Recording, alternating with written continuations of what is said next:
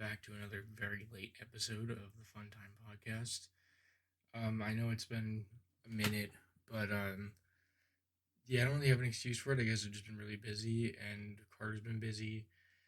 But yeah, we're back, and I've got another change up for today. I'm gonna try a variety episode, so to speak.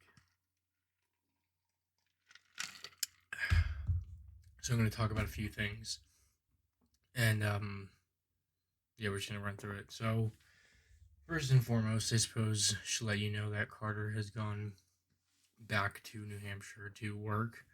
He just couldn't find work here, and he just wanted to get some work done, make some money. So can't fault the boy on that.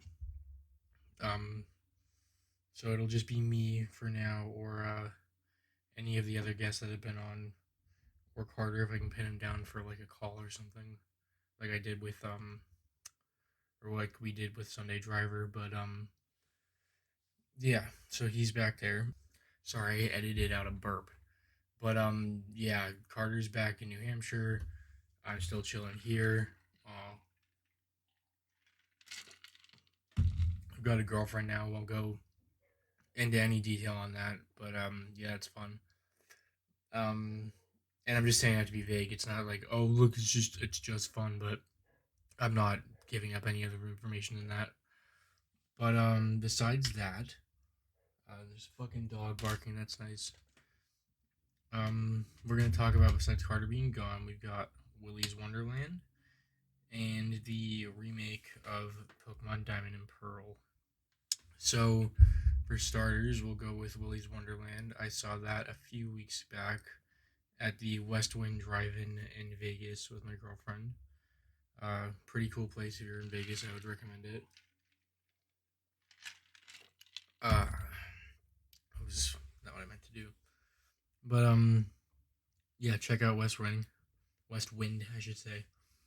Yeah, we saw the Willy's Wonderland at I think 11, something like that. It was late at night, but yeah, Nick Cage. Don't know if you guys know about it. It's basically a Nick Cage Five Nights at Freddy's ripoff type of deal, but it's pretty epic. It's basically, the way I described it was John Wick with fucking Nick Cage and animatronics, because it's essentially what it is. IMDb description says a quiet drifter is tricked into a janitorial job at the now condemned Willy's Wonderland. The mundane tasks suddenly become an all-out fight for survival against wave after wave of demonic animatronics. Fists fly, kicks land, titans clash, and only one side will make it out alive. Arguably, that does make it sound a lot more epic than it actually is. Funny thing to note, if you go onto the IMDb page for this, look at the first video. It looks like Nicolas Cage taking shit. But he is the janitor. He doesn't speak a single fucking line the whole movie, which is, I think, great for Nicolas Cage, because he can still get emotion across with just his face and his body and shit really easily. But yeah, he's basically stuck on the side of the road because he hit a fucking police like spike strip, and this guy comes to pick him up, tells him it's must have been some kids, because that makes sense, and he's gonna bring him to get some work done on his car. So when he brings him back, he's trying to pay him the grand that he owes him for fixing the tires or whatever the hell happened. And the town has no form of internet, or in the ATM there doesn't work either. So Nicolas Cage is having no cash on him, has to basically work off the money that he owes them, and he does this by working at Willy's fucking Wonderland. And there's some subplot with like this girl that whose family died there, I'm presuming, and she got saved by the sheriff in the town, and she's basically been her surrogate mother, and the girl's trying to burn the place down because she doesn't like what it's done to the town, presumably because it killed her fucking parents and all that shit. But yeah, the most interesting part, honestly, is, I mean, clearly Nicolas Cage killing all these fucking animatronics. So that's basically what you get. You get Nicolas Cage beating the shit out of a bunch of animatronics, interspersed with this really bad, like, subplot with these teenagers. But I really don't care. Like, Obviously, the movie doesn't deserve a fucking Oscar or some stupid shit like that. But it's just so goddamn fun that I don't care about all the flaws it has, because usually I'm very nitpicky when it comes to shit. But really don't care.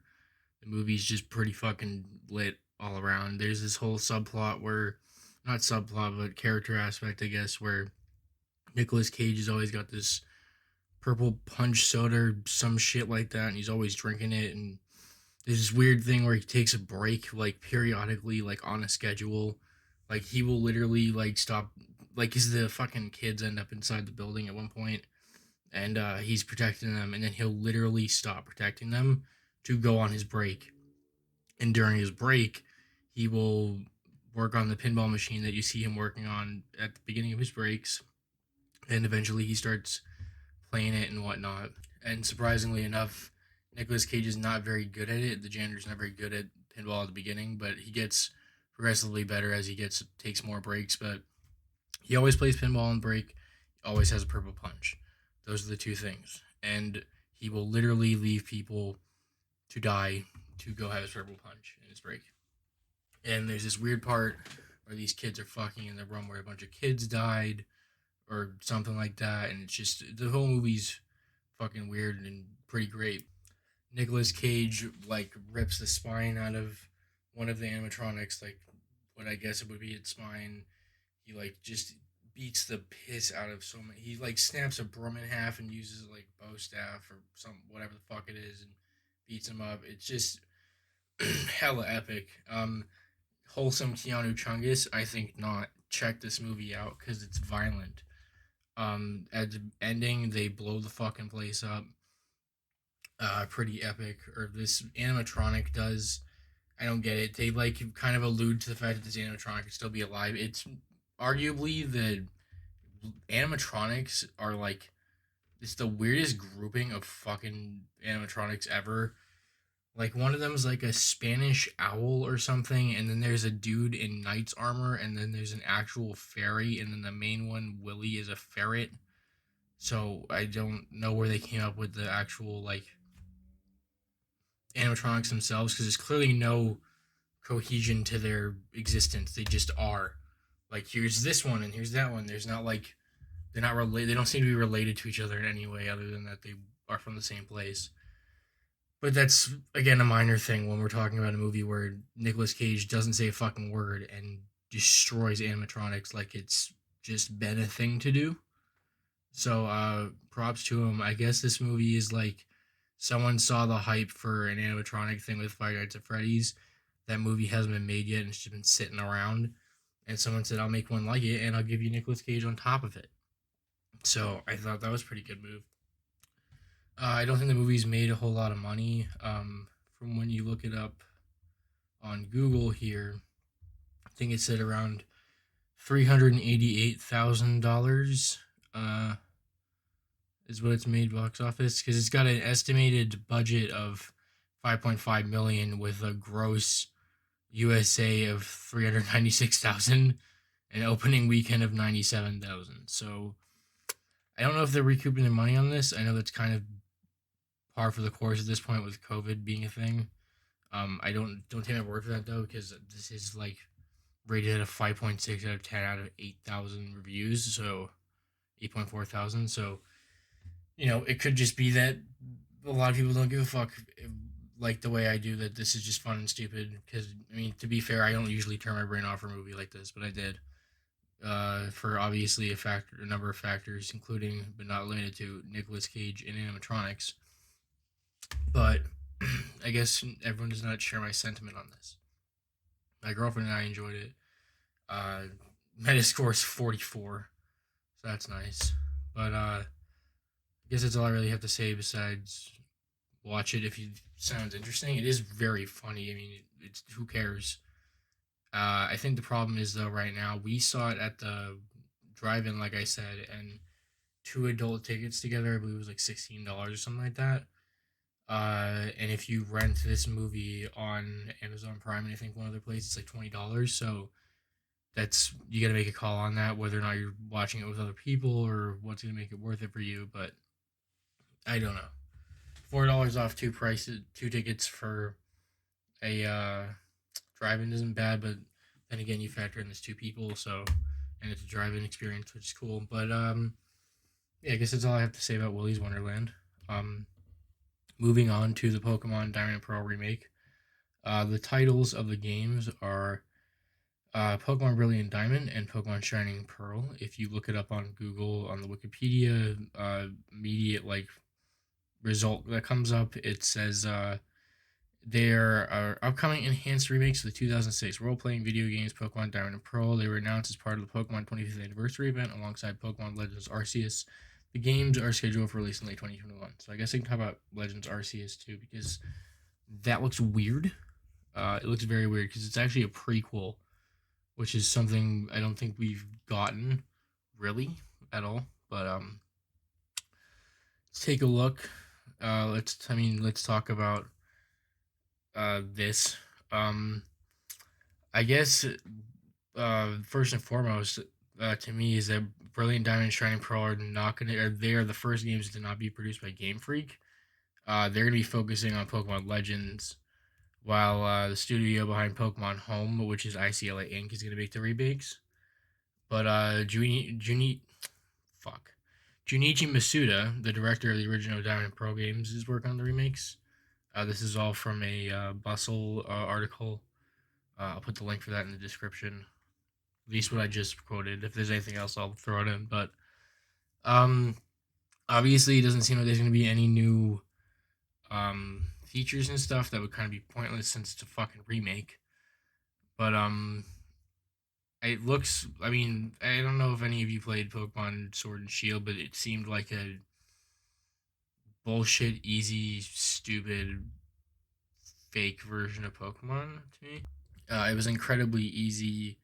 The fact that they limited the Pokedex despite the models not appearing to be any different than the 3DS models, and then locking the rest of the Pokemon behind DLC, paid DLC, which has never been a thing before with Pokemon. I thought that was not only surprising but complete horseshit at the same time because they don't do that, and I don't see why they need to do that because Pokemon sells like hell anyway.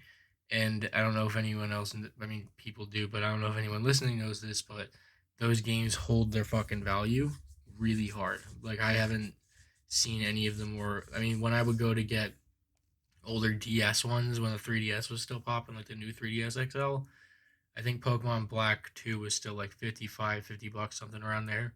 So these games hold their fucking value. So I don't know why they felt the need to do that. But this being, I mean, obviously it's going to be cool because it's a remake of a game that was already good. So that's why I was immediately more hyped than I've been feeling about Sword and Shield because I honestly thought I'd be giving it up with Pokemon. Um, just because of their handling of that whole situation with the models, like I was talking about, because they left a really, really bad taste in my mouth. But let's see if I can find something about Arceus. According to the, I don't know, I just punched the mic, but according to the Bustle article, it's described as a bold new direction for the Pokemon franchise. Pokemon Legends Arceus serves as a prequel to Diamond and Pearl. It's still in the Sinnoh region, but it's long before the time of trainers and leagues, and it actually centers around the mystery surrounding Arceus, which every Pokemon and human stems from the Pokemon universe. If you didn't know, Arceus is God in Pokemon. It basically, when I was watching the video with Carter, he said it looked a lot like Pokemon Breath of the Wild, which it does. I will not disagree with that at all. It appears to be expanding on the open world mechanics that they brought into Sword and Shield, and you'll actually have to be making the Pokedex from the ground up and like observing Pokemon, all this shit. You will still get starters. You'll get Rowlet, Cyndaquil, and Oshawott. Apparently someone on Reddit theorized to the choice of these starters linked to 12th century Japan, suggesting the game is based sometime around that era. They're gonna be normally priced video games if you want to pick them up. You can play them on a Switch. That is a thing you should know. That's a thing you probably already knew because it's always been a Nintendo thing because it's Pokemon. Um, there's gonna be some funky stuff, I guess, going on with that game because it sounds very different. Arceus Legends is going to be early 2022 rather than late 2021, like the remake for Diamond and Pearl. So I guess you have to wait a little bit longer if you want that remake. I mean, not the fucking remake. Damn, the new thing, Arceus. Yes, and by the way, that's what Game Freak's gonna be focusing on instead of working on the remakes. If I did not mention that already, because that is an important thing to note. And I think with that, we can wrap it up. I know this is a bit shorter, but I don't actually have like a length for the podcast that I really care about maintaining, like generally. And I don't think I've ever gone on record saying they need to be a certain length. I know they've typically been longer. I know the Sunday driver video was around 25 to 30 minutes, I think something around there.